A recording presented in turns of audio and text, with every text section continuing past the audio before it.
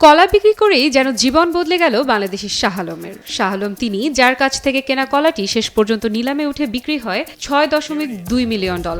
সাম্প্রতিক সময়ে এটি বিশ্বের অন্যতম আলোচিত একটি সংবাদও বটে। এবার সে ঘটনার এক ঝলক আবারও একটু মনে করা যাক। সম্প্রতি নিউ ইয়র্কের একটি নিলামে কলার একটি শিল্পকর্ম বিক্রি হয়েছে $6.2 million.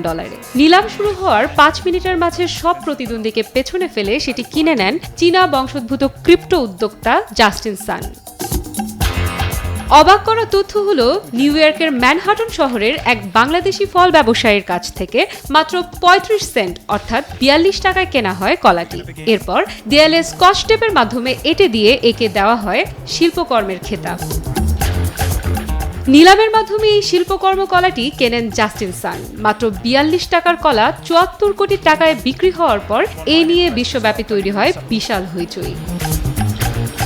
New York Times Bangladeshi কলা বিক্রেতা শাহ আলমের সঙ্গে যোগাযোগ করলে কেঁদে ফেলেন তিনি। ক্ষুব্ধ প্রতিক্রিয়া ব্যক্ত করে বলেন, আমি গরিব মানুষ, আমার কাছে কখনো এমন অর্থ আসেনি, আমি এত অর্থ দেখিও নি।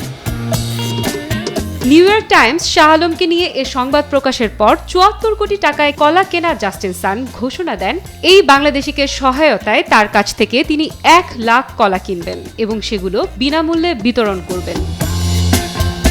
এ বিষয়ে জাস্টিন সান এক্সে লিখেছেন, শাহ আলমকে ধন্যবাদ জানাতে আমি নিউ ইয়র্কের আপার ইস্ট সাইডে তার দোকান থেকে 1 লাখ কলা কেনার সিদ্ধান্ত নিয়েছি। তার দোকানের মাধ্যমেই এই কলাগুলো বিশ্বব্যাপী বিনামূল্যে বিতরণ করা হবে।